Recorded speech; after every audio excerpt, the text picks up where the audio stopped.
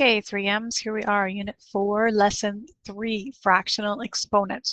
You're going to need to have a calculator out when you're going through this because we're going to talk a little bit about how to use our calculators for these.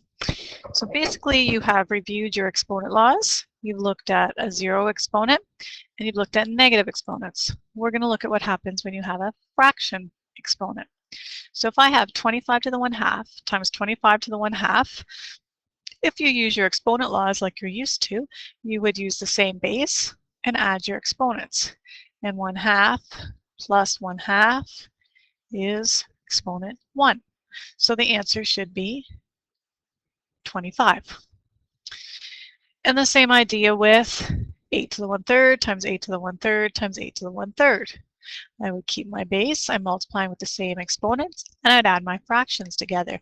1/3 plus another 1/3 is 2/3, plus another 1/3 is 3/3, and 3/3 is 1 whole, so it should equal 8.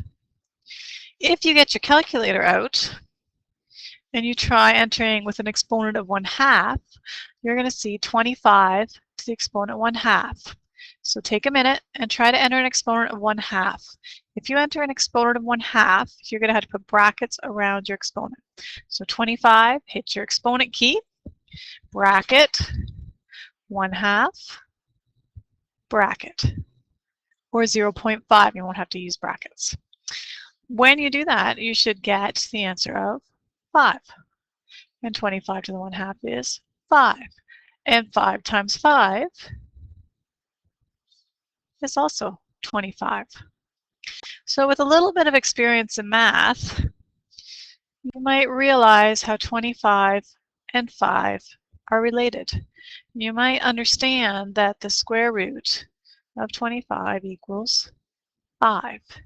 Since that's the case, that has to mean that the exponent 1/2 would be the same as square root, because 25 to the 1/2 was 5. And we know that the square root of 25 is also 5. So they must mean the same thing.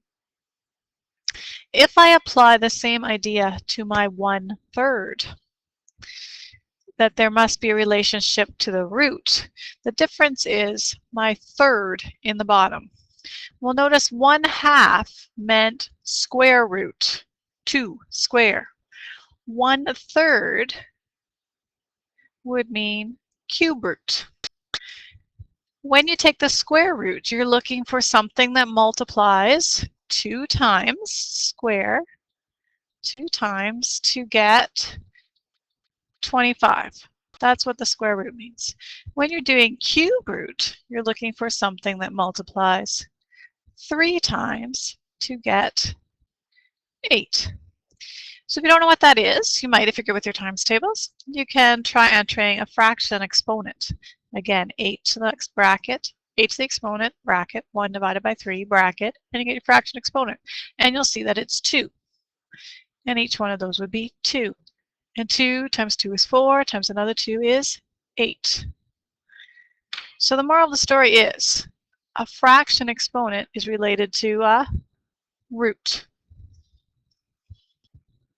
What that means for us, the rule is, if I have any base to any fraction exponent, that fraction is the root of that base. So whatever the denominator is the root. So if it's 1/2, it's square root. If it's 1/3, it's third root. If it's 1/4, it's fourth root.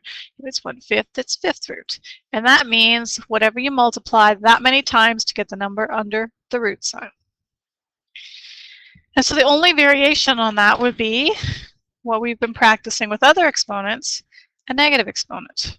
So if you had a negative fraction, it is treated the same as any negative exponent. You flip it and make it a fraction. Put 1 over it and make the exponent positive, or your root positive. So the bottom number is your root. The negative flips it around and makes it a fraction. So what you need to know, if you're going to evaluate a fraction exponent, you'll need one of these 2 keys on your calculator. Either the root key or the fraction root, or the fraction exponent. Makes it easier to enter in your calculator. If you're going to enter in your calculator 25 to the 1/2, for example, you would hit 2, then your root key, and then 25.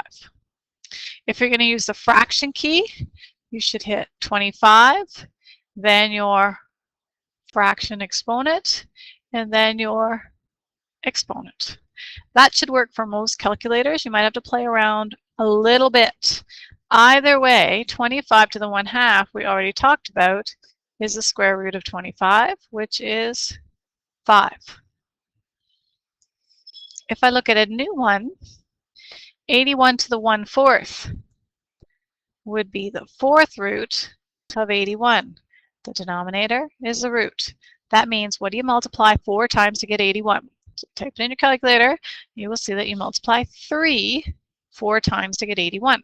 If I look at negative 64 to the 1/3, bottom number is my root, so it's the cube root of negative 64. So what do I multiply 3 times to get negative 64? It's going to be a negative number because I have a negative answer. It should be negative 4. And we'll do the last few quick. Notice the negative exponent. That means you have 1 over whatever you had to start with. And the bottom number is your root. So the square root of 16. So 1 over 4. Negative exponent means 1 over.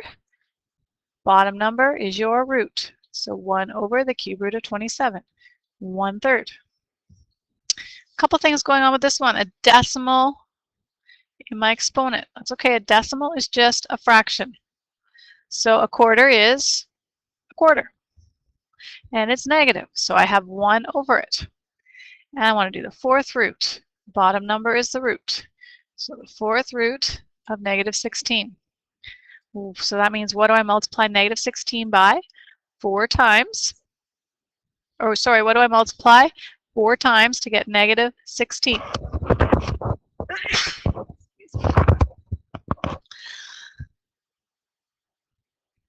So there is a trick to that one.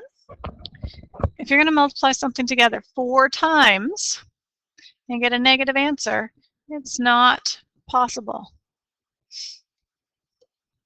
Because if I multiply something 4 times together, like negative 2 times negative 2 times negative 2, every 2 negatives make a positive, and that would be positive 16, not negative 16. So it's not possible to do an even root of a negative number.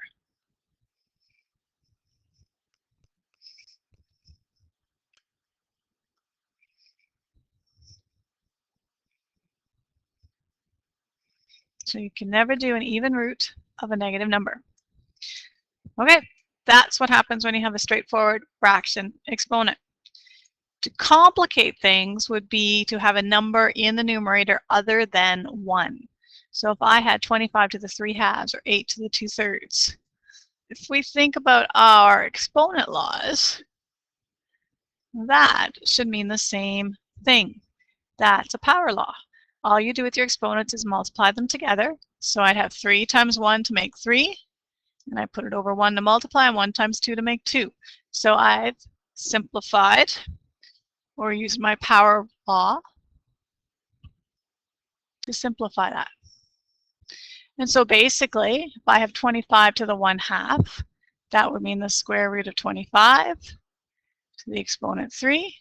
So 5 to the exponent 3 is 125.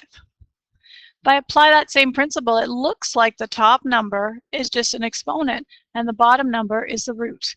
And that's exactly what happens.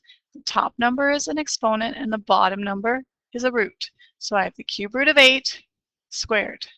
The cube root of 8 is 2 squared, and 2 squared is 4.